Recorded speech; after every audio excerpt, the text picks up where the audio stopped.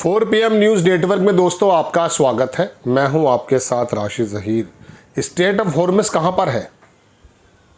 आप अगर Persian gulf से निकलेंगे तो ऐसे करके स्ट्रेट ऑफ हॉर्मस आता, यूं जब जाता है तो ओमान की खाड़ी में चला जाता है। मतलब पर्शियन इधर और ओमान इधर, और ये जो बनता है स्ट्रेट ऑफ हॉर्मस, इसके ऊपर के पूरे हिस्से में ईरान है, वो उसने बंद कर रखा है। दूर दूर तक यूएई नहीं है, यूनाइटेड अमीरात्स। प्रधानमंत्री जी ने ऐसा समझ लीजिए कि बात तो चाहिए कि साहब कपड़े चाहिए, और दुकान पर किसकी पहुंचे हैं? जो दूध बेचता है। मतलब यूएई से बात की, ईद की मुबारकबाद दे दी और स्ट्रेट ऑफ हॉर्मस पर बात करनी शुरू कर दी। जो ईरान से रास्ते बनने की कुछ उम्मीद नजर आ रही थी, यूएई एक ऐसा मुल्क जो ईरान की नज़रों में सबसे ज़्यादा डिफेक्टेड है और इसराइल का बड़ा इत्तेहादी है, तमाम चीज़ें पहुंचाना यूएई का काम है। ऐसे में यूएई से ये बात कहनी कि साहब हमारी बातचीत हुई है स्ट्रेट ऑफ हॉर्मस के बारे में, तो वो क्या करेगा उसमें? वो खुद बेयारो मददगार खड़ा हुआ है। ये तो आप कह सकते थे कि साहब यूएई के अंदर हमारे 90 लाख लोग सऊदी मुल्क में रीजन में हैं, उनमें से कितने लोग आ रहे हैं, उनका क्या इंतज़ाम है। लेकिन मैं आपको बताता हूँ, पहले उर्दू अरबी में उन्होंने मुबारकबाद दे दी है, जिसका ट्रांसलेशन जब मैंने किया तो वो इंग्लिश में क्या है वो ज़रा आपको बता देना चाहता हूँ। और ये बताना चाहता हूँ, मफलूज जानते हो मफलूज किसको कहते हैं? मफलूज कहते हैं फालिज पड़ा हुआ, एक हिस्से पर फालिज पड़ा हुआ। हमारी कूटनीति पर फालिज पड़ा हुआ है इस वक्त। ईरान का जो प्रोफेसर मरांडी बोल रहा था कि कूटनीति का भी समझ लीजिए कि खत्म, निवारण हो चुका है ही नहीं, वो बिल्कुल सही बात है। लड़ाई ईरान से चल रही है अमेरिका की, स्ट्रेट ऑफ हॉर्मस को खोलने की बात यूएई से चल रही है, जिसका कोई लेना एक न देना दो, और कुछ कर नहीं सकता। आप थोड़ा सा देखें, फिर मैं आपको ये बताना चाहता हूँ कि यूएई को बातचीत क्या किसी के इशारे पर की जा रही है। खबर देखें दोस्तों, पहले तो इसको लिखा गया था अरबी में ही, लेकिन मैं तो आपको अंग्रेजी में सुना रहा हूँ। नरेंद्र मोदी के ट्विटर हैंडल पर, I spoke with my brother, मैंने अपने भाई से बात की, शेख मोहम्मद बिन जायद अल नहयान, जो प्रेसिडेंट है अरब अमीरात का, और मैंने एडवांस भी ईद की ग्रीटिंग्स भी उसको दे दी हैं। और हमने डिस्कस किया current situation West Asia region, West Asia region की करंट सिचुएशन पे बात की। यूएई को बात सुनने में आ रही है कहीं? इतना बड़ा मुल्क है, 140 करोड़ 150 करोड़ लोगों का हमारा भारत। दोस्तों ऐसे में ये भी संभव हो सकता था एक आवाज़ हमारी पूरी दुनिया सुनने की, पूरी दुनिया।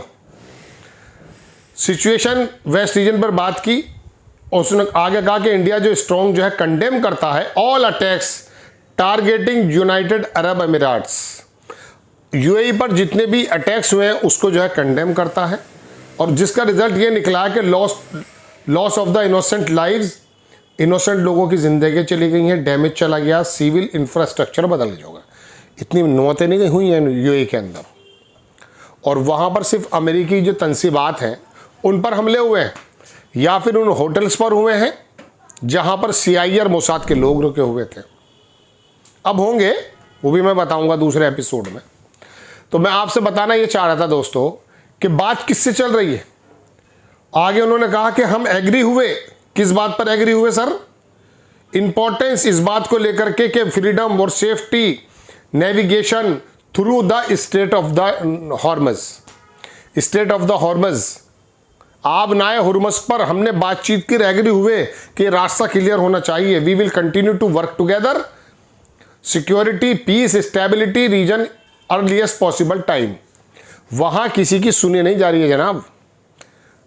खामनेई ने, बड़े 2 मुल्कों ने बात की और वहाँ की फॉरेन मिनिस्ट्री को मैसेज पहुँचाया कि हम सीज़ फायर चाहते हैं। खामनेई ने कहा ये पीस का वक्त नहीं है, क्योंकि उसकी वहाँ सुप्रीम लीडर को मारा जा रहा है। रही बात यूएई के अंदर जानों का ज़िया, तो ये ईद की मुबारकबाद आप ईरान को भी दे सकते थे, सऊदी अरेबिया को भी दे सकते थे। इस रीजन में अगर जीसीसी की बात करें तो सऊदी अरेबिया सबसे बड़ा मुल्क है, उससे बात करते हैं आप। मतलब 3 में न 13 में बात भी उससे कर रहे हैं। अब वो क्यों की जा रही है? क्योंकि यूएई है इजराइल के करीब। अब कहा यह जा रहा है कि क्या ट्रंप साहब के कहने से आपने यूएई के बादशाह से बात की है? चूंकि ईरान से थोड़ी सी बर्फ पिघली थी।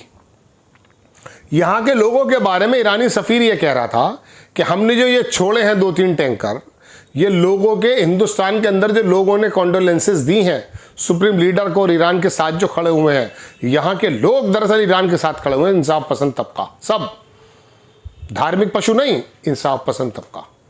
तो ऐसे में ईरान के अंदर अभी उसने पाकिस्तान को दी है, अब रूस पाकिस्तान को तेल दे रहा है, और हमारे यहाँ बड़े पापा ने क्या कह रखा था कि ले लो 30 दिन के लिए। फिर एक मास्टर है, आजकल हुआ ये है कि ये आईएएस और पीसीएस और यूपीएससी की तैयारी कराने वाले जो मास्टर हैं, ये जानवर बन चुके हैं। मैं आपको बताऊं, ये नए नए अधिकारियों को ही जानवर बना रहे हैं। उनका पूरा का पूरा जो पढ़ाने का सिस्टम है ना दोस्तों, वो मैं आपको बताऊं, वो बेसिकली आरएसएस और बीजेपी के जैसा है। वो कह रहा हमने तेल लेना बंद ही नहीं किया था।